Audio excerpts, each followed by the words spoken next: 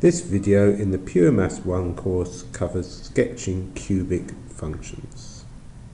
Now we've already seen how to sketch a quadratic function. A quadratic function is a function like y equals x squared plus 2x minus 3, where the highest power of x is 2x squared. To sketch it, we factorise the function if possible, so that factorises to x plus 3x minus 1, and we were able to see that the function cuts or intersects the y-axis at minus 3 and the x-axis at minus 3 and 1, and the curve looks something like that because it has that shape. That's minus 3 here, that's 1 here, and that's minus 3 here. A curve such as y equals minus x squared minus 2x plus 3 will look like this,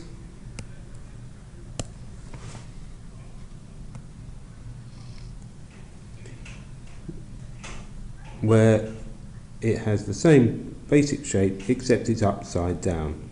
That's in this case minus 3, 1 and 3. Now the basic cubic function has a maximum or highest power of x cubed.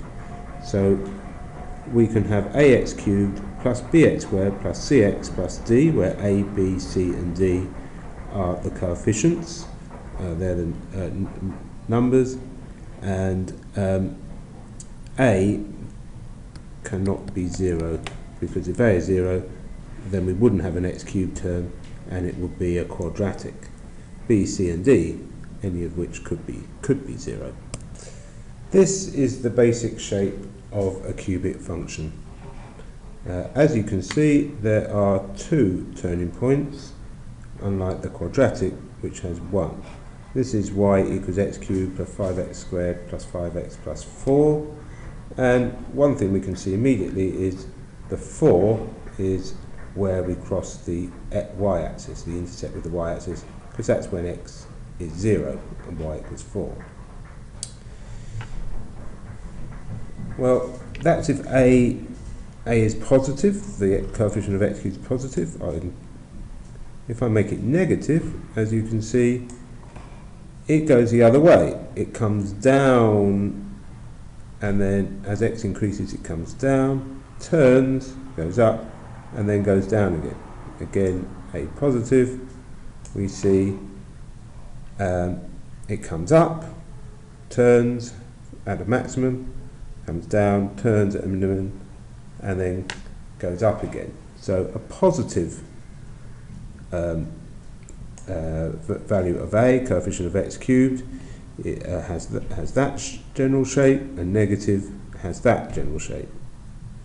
If we vary the other coefficients, I vary where the maximum and minimum are, and that one moves it up and down obviously, but I also can get this shape.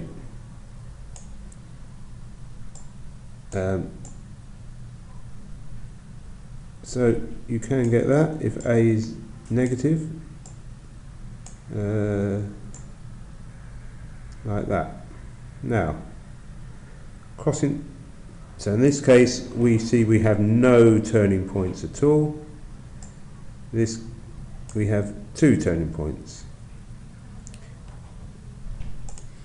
To be able to distinguish whether it's like this or like this will not be covered in this video.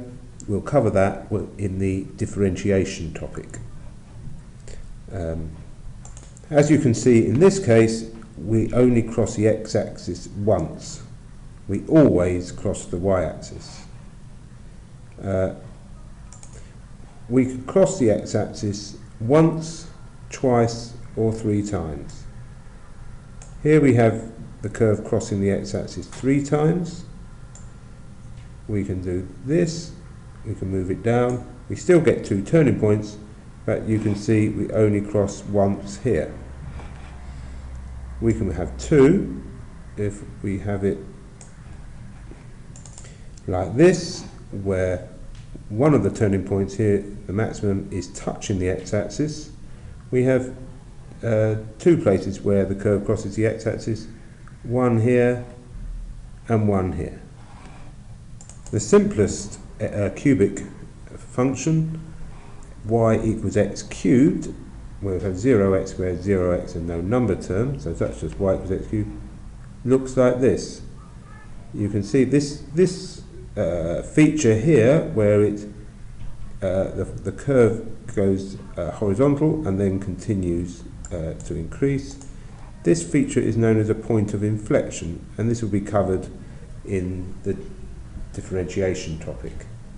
Notice here that the x-axis is a tangent to the curve, and the curve crosses its tangent, crosses the x-axis. If we change it to y equals minus x cubed, like that, we flip it round, and it's the curve is a decreasing function, decreases as x increases, as opposed to the increasing function like that. So here we have y equals x cubed here, and y equals minus x cubed here. In general then, a cubic would look like this when your a is greater than 0, or like this when your a is less than 0. And it's possible to have one intersection with the x-axis like that, or 2 where you have one touching point here, so 2 intersections with the x-axis, or 3 intercepts with the x-axis like that.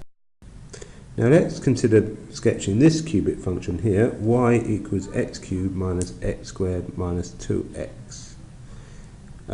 In this part of the course, well, we're going to be concerned with sketching cubics where you can factorise simply.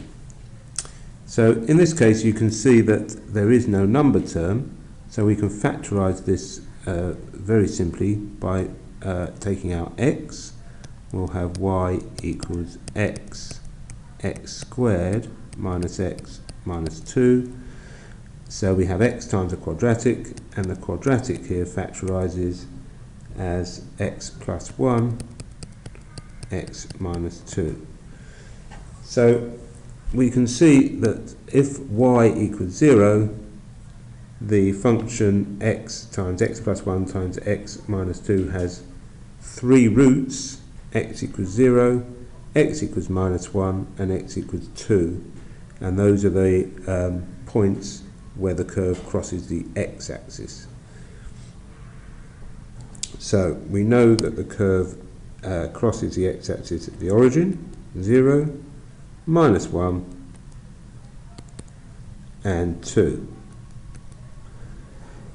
Now the coefficient of x cubed is 1, positive, and so a is greater than 0, and so it has this general shape. And so we need to come up to the minus 1, down to the origin, and up through 2. And that's the cubic. So generally any factorised cubic can be done in this way. Here I've got y equals 1 minus x times 3 plus x times 2 plus x, and because it's factorised, we know that when y equals 0, x will be 1, minus 2 and minus 3. So that's 1, minus 2 and minus 3.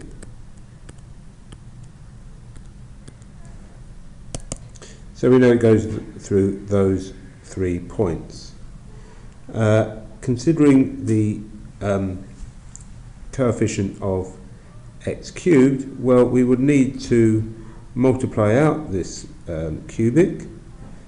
Multiplying out a cubic, we would multiply 2 of the factors first.